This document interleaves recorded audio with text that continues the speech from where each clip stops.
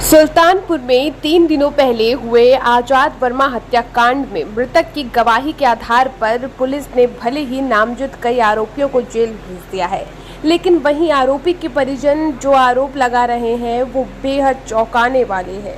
वहीं social media पर मृतक के परिजनों द्वारा घटना के कुछ समय पहले मृतक आजाद वर्मा को उनके ही कुछ करीबियों द्वारा घर से बाहर ले जाने की बात सामने आ रही है।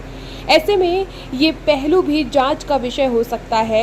वहीं जिन परिस्थितियों में मृतक का बयान दर्ज किया गया वो भी जांच का विषय हो सकता है। बहरहाल मेरा मकसद किसी भी आरोपी को बचाना नहीं बल्कि किसी निर्दोष को जेल जाने से बचाना है, चाहे वे नामजद आरोपी हो या फिर मृतक को घर से ले जाने वाले उनके करीबी। दरअसल 3 दिनों पहले गोसाईगंज थाना क्षेत्र के काली बहार गांव में उस समय हड़कंप मच गया था जब इसी गांव के रहने वाले आजाद वर्मा को गोली मार दी गई थी। आनन फानन उन्हें अस्पताल ले जाया गया, जहां हालत गंभीर देख डॉक्टरों ने उसे लखनऊ रेफर कर दिया था। बताया गया कि लखनऊ में इलाज के दौरान आजाद वर्मा की मौत हो गई। घटनास्थल और लखनऊ अस्पताल के बीच कुछ लोगों द्वारा घायल आजाद का एक वीडियो बनाया गया और उससे गोली मारने वालों का नाम पूछा गया। घायल आजाद ने पुरानी रंजिश रखने वाले अशोक पांडे, राजनारायण पांडे, अनुराग पांडे, रूपम पांडे, सत्यम पांडे और सूरज पांडे का नाम लिया। इसी आधार पर पुलिस ने इन 6 नामजद के खिलाफ मुकदमा दर्ज किया और इनमें से कुछ लोगों को गिरफ्तार कर जेल भेज दिया। अब जरा करीब 2 साल पहले चलते हैं। जिन लोगों को आजाद वर्मा ने अपने ऊपर गोली मारने का आरोप लगाया था, अब उनके परिजनों की सुनिए। इनकी माने तो आजाद ने 2024 में मामूली विवाद में राजनारायण पांडे को बेरहमी से पीटकर मरणासन कर दिया था। उनके पैर में सरिया डालने के साथ साथ एक आंख भी फोड़ दी थी, जबकि अशोक पांडे का करीब 2.5 माह पूर्व एक्सीडेंट हुआ है और अभी भी उनके पैर में प्लास्टर बंधा हुआ है। वर्तमान में अभी भी वे बेड पर ही है। वहीं अनुराग पांडे सुल्तानपुर वाले घर में घटना के समय सीसीटीवी की निगरानी में है।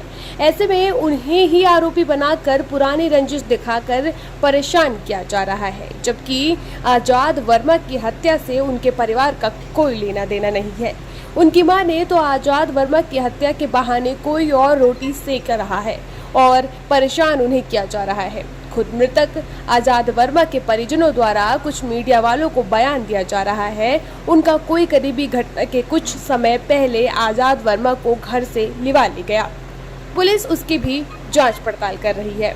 उन्होंने मांग की है कि इस मामले में उच्च स्तरीय जांच करवाई जाए जिससे सही खुलासा हो सके। मेरा नाम खुशी पांडे है। मैं राजनारायण पांडे और अशोक कुमार पांडे की भतीजी हूँ। तो ये घटना 2024 की है, जब इन लोगों ने मेरे चाचा को मार दिया था। बहुत बुरी हालत में उनको छोड़ा था। उसके बाद से ये लगभग 2 साल, आज 2026 की बात है, जब ये लोग उनका मर्डर कर दिया गया आजाद वर्मा का, जो ये लोग महान बताते फिर रहे हैं। वही उस मामले में शामिल थे जिन्होंने उनका चाचा का मेरे सर फोड़ दिया था, पैर में सरिया घुसा दी थी, उसके बाद एक आंख निकाल दी थी। इसके बाद ये लोग उनको आज़ाद वर्मा को महान बता रहे हैं। कोई आज़ाद नाम लेने से कोई बहुत बड़ा शहीद नहीं हो गया जो इनके लिए इतनी सारी चीज़ें मांग की जा रही है। वो 2 करोड़ रुपए और पता नहीं क्या क्या चीज़ों की मांग कर रहे हैं। इसका मतलब साफ है कि वो उनको न्याय नहीं चाहिए, उनको ये सब चीज़ें चाहिए। और इसके बाद ये इतनी चीज़ें होने के बाद हम बस इतना चाहेंगे, पहली चीज़ तो हमारे यहाँ सिक्योरिटी चाहिए। इनका गिरोह जो है बाजीगर का, वो बिनोपुरी में ही रहता है और मेरे घर में जब से ये चीज़ कांड हुआ है उसके बाद से कोई ना कोई आता रहता है और दरवाज़ा खटखटाता है, चला जाता है। हमें सिक्योरिटी चाहिए। पहली चीज़ तो सबसे पहले सिक्योरिटी का इंतजाम किया जाए। उसके बाद हमें योगी जी से और मोदी जी से सिर्फ इतनी मांग है कि सीबीआई जांच बैठे और जो अपराधी है उसको पकड़ा जाए। आपकी तरफ से कौन कौन लोग जेल गए हैं, उनको लेकर के क्या कहना है? जेल कोई नहीं गया है, वो आत्मसमर्पण किए हैं। उनको पकड़ के अपराधी के रूप में नहीं ले जाया गया है। कोई अपराधी होता है तो वो आत्मसमर्पण नहीं करता, वो सीधा भाग जाता है। वो आत्मसमर्पण किए हैं, वो फैमिली के लिए अपने किए हैं, चाहे जिस बाकी चीज़ों के लिए किए हैं, लेकिन ये लोग उनको अपराधी घोषित कर दिए।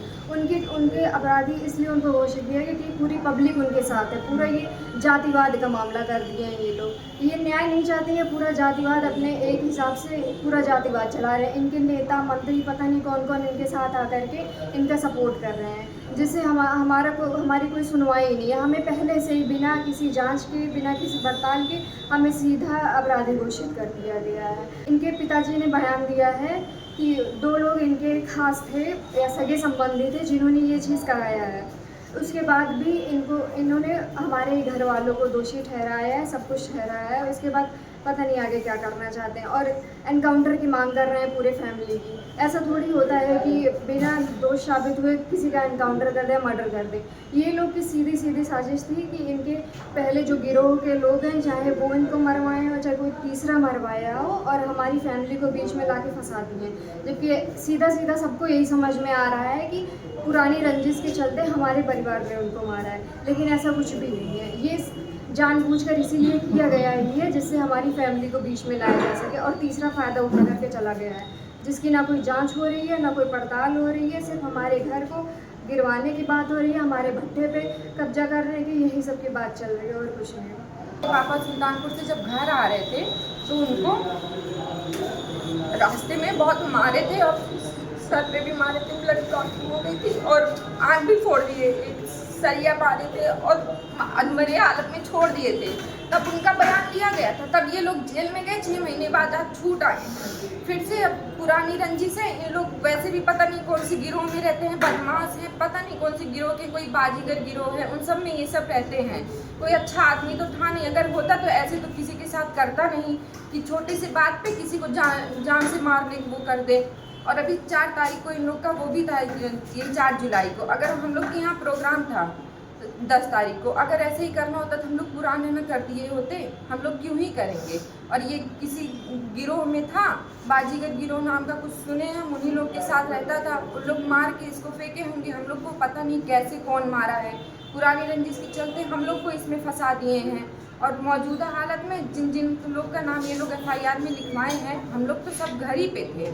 मेरे पापा को जब से मारे हैं वो ऑन बेड हैं, आज 2 साल से वैसे भी कहीं उठ नहीं रहे हैं। अभी भी उनकी दवा लखनऊ से चल रही है, अभी भी उनके सर में ब्लड क्लॉटिंग है, पैर से वैसे ही वो लगड़ा के चलते हैं। आँख उनकी दाहिनी चली गई है, बाईं आँख से वो कुछ भी काम कुछ भी करे हैं, बाईं आँख कुछ भी फूल जाती, थोड़ा धूल मिट्टी कुछ भी गर्दा गया उनकी आँख तुरंत फूल जाती, वो कुछ भी नहीं कर सकते।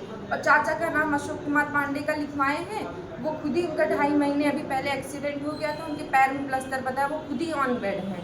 और मेरे भाई का नाम जो लिखवा रहे हैं अन्नू पांडे का, वो यहाँ सुल्तानपुर वाले घर पे CCTV कैमरा लगा है मेरा, वहाँ पे वहीं पे वो था, आप चेक करवा लीजिए। वो CCTV कैमरे में पूरा दिन था और जो भी इंस्पेक्टर वगैरह आए थे ले जांच करने, वो CCTV कैमरे की फुटेज लेके हार्ड डिस्क की चली गए हैं। और ये कौन किया है कौन नहीं किया है हमको तो ये नहीं पता है, लेकिन मेरे परिवार वालों को इसमें फंसा दिए हैं पुराने उसके चलते कि मारे कोई और, लेकिन नाम लगा दें इनको कि मेरा कोई मार दिया, तीसरा रास्ता उन लोग का साफ हो गया और हमारे परिवार वालों को फंसा के चले गए हैं। मृतक आज़ाद वर्मा ने बयान दिया था। बयान देने से तो ऐसा होता नहीं है। अगर बयान दिया है तो हम CBI से मांग कर रहे हैं, मोदी जी से मांग कर रहे हैं, योगी जी से मांग कर रहे हैं कि CBI जांच बैठवाए। हम कह रहे हैं मेरे परिवार वाले मुजरिम अगर हैं तो मैं मांग कर रही हूँ कि CBI जांच बैठवाए और पता करवाएं कि कौन क्या किया है। मेरे पूरे घर वालों का लोकेशन निकलवाएं, उस समय कौन कहाँ था कहाँ नहीं था। वैसे भी आजकल टेक्नोलॉजी इतना ज़्यादा हो गई है कि उसके फ़ोन के या मेरे फ़ोन के जो भी उसके साथ था उसको वैसे भी सुन रहे हैं। उसके पापा ने बयान दिया कि 2 लोग उसको घर से ले गए थे, उन लोग का भी रिकॉर्ड निकलवाएं कि वो कहाँ गया था, कब था और कैसे उसको आया वो वहाँ पे।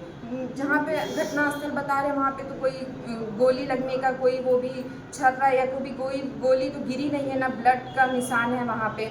और सबका लोकेशन निकलवाएं और पता करें कौन कहाँ था कहाँ नहीं था।